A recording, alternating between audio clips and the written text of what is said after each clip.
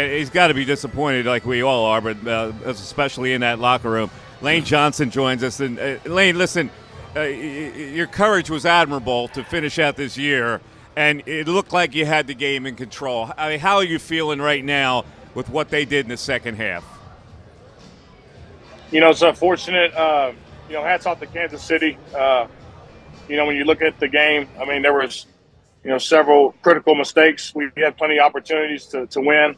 I feel like we let the second half slip, which is, it hurts, especially after you put a lot of work into it. But, that's really it, man. We battled and came up short. And, as a competitive person, I hate saying that, but, hats off to Kansas City, man. They played a hell of a game and deserve it.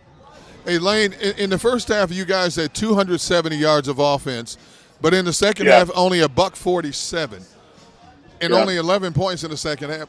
What was the big turnaround? Was it something you guys stopped doing? Is it some adjustments Kansas City made or what? I think when you look at it, I don't know how many total plays we had, but the first half, I believe we ran close to 50. So the tempo was up.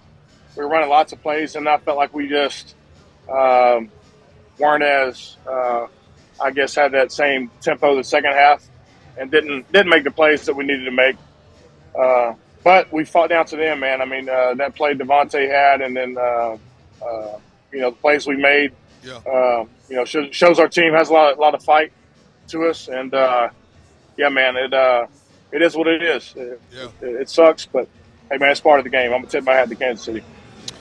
Lane, the Kansas City defense, ranks 8th against the run, giving up 107 yards a game.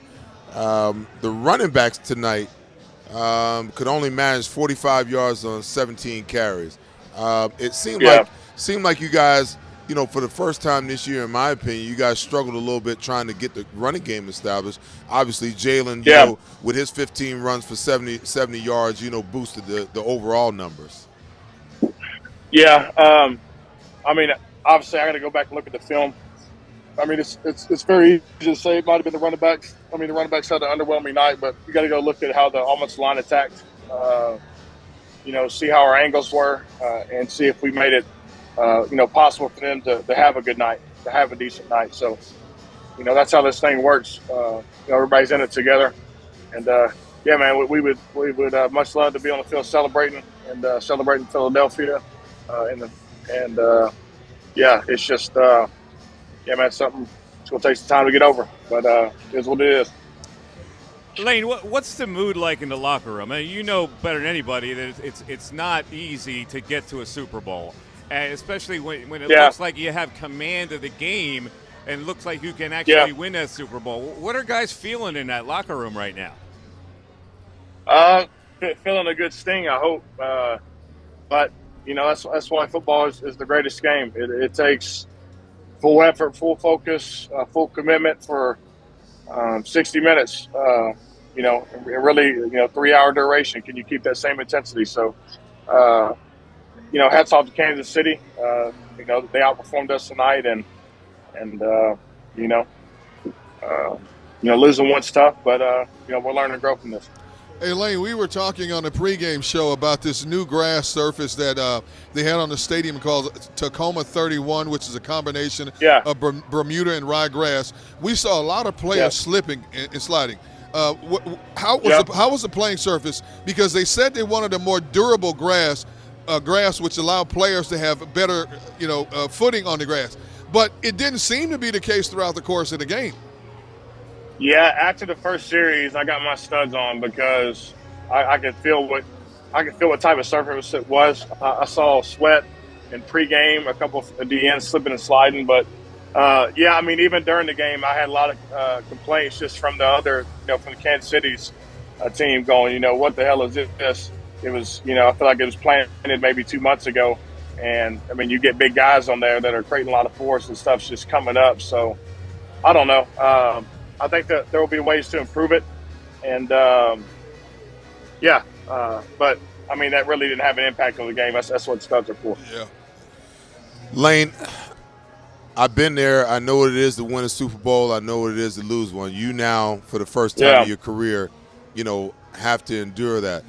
How do you get the guys? How do you get the guys? How do you bounce back from something like this? Man, I mean, the outcome of the game shouldn't dictate how you want to be as a player, because what you're doing, from the off season all the way up to when the season starts again, that's what makes you the player you are. Putting in that work, and when nobody's looking, when when Instagram ain't going on too much, well, what are you doing from day to day to improve? And so, a loss, you can learn a lot from a loss, and you can grow a lot as a player from a loss. And being on the other side of the coin this time, I think it'll be a good lesson learned. It's one of the things you would, this is everything you dream of. But at the other end, I'm happy. I have some guys over there that play with me in college that I'm happy for, and they'll celebrate it tonight. And yeah, man, just grow from it and use it to become a better player. Lane, just give us an update on your condition now. When will you get the surgery? And looking forward to the rehab and being back next year. Yeah. When will all this happen? I believe it'll happen, probably either Tuesday, Wednesday. That's what I'm assuming. I'll probably come in for a checkup to evaluate, where we are at currently, and then get the surgery. They say it's 2-month process, but usually guys are walking and moving around pretty well in 2 weeks. This is what Nick Bosa had last year and Joey Bosa had at the end of this year. But I'm like, if I can play games without it, I'm like, I think I'll be all right. So my goal is to come back and be a better player than I was this year. There's a lot of areas to improve. And, man, like I said, I feel like I have a few years left in this league, and I want to go out being the best version of myself. And that's what I want to push myself to be and be a leader along the way. So, that's my goal, and to help this team improve for the next few years. Lane, I've talked to so many players in situations like this that lose big games like this, and they all say different things in terms of how long it takes it to get it out of their system. So I ask you, how long will it take for you to get this one out of your system? How long will it linger for you? The rest of my life.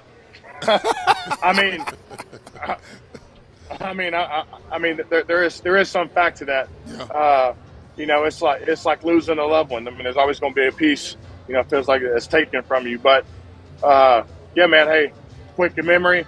As an offensive lineman, there isn't a whole lot of good that comes in the game. It's a lot of focus and, because you have premier pass rushers and, one bad step, you can have a bad game. So, yeah, man, I'm proud of our O-line. I'm proud of Stouda. And, yeah, man, I'm looking forward to making another beast next year with our offensive line. And, that's the way we've been operating.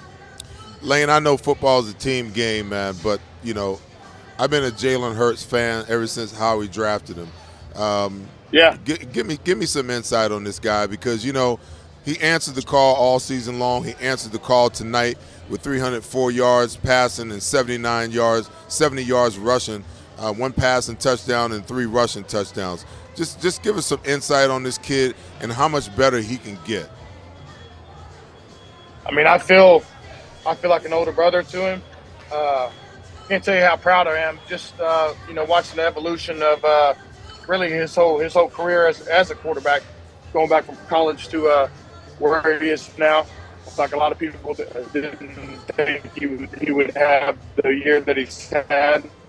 And as far as him, he's got such a good head on his shoulders and is so mature for his age. And really, he's about his work. He's about his family and his friends, and that's really it. And I feel like with his body language and his presence and how he carries himself, it sets the tone for our offense. It really has all year. So he's still young. He's looking to improve. So just